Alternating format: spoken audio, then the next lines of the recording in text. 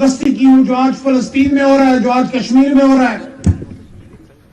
اور ہمارا دین، ہمارا مذہب امن کا دین ہے.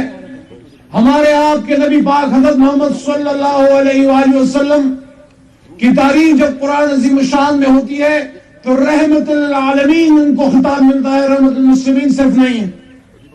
لیکن یہ بڑے افسوس کی بات ہے کہ پوری دنیا میں ظلم بھی مسلمان سے ہوتا ہے، گھر بھی مسلمان کا جلتا ہے، بچے بھی مسلمان کے شہید ہوتے ہیں اور گنہگار بھی مسلمان ہیں. جہاں ظلم ہوتا ہے، جہاں ٹیررزم ہوتی ہے، کوئی نہیں کہتا کہ یہ جیوش ٹیررزم ہے، یہ کرسچن ٹیررزم ہے، یہ ہندو ٹیررزم ہے. لیکن جہاں کسی مسلمان کا نام آتا ہے تو پھر کہتے ہیں اسلامک ٹیررزم.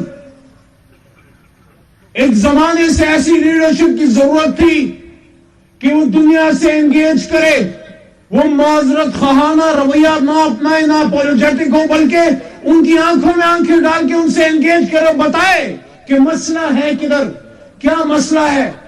کیوں جب کل عالم اسلام میں کچھ نہیں ہوتا، لیکن جب آپ حضور نبی کریم صلی اللہ علیہ وآلہ وسلم کی شان میں کہیں گستاخی ہوتی ہے تو امت مسلمہ کیوں کھڑی ہوتی ہے؟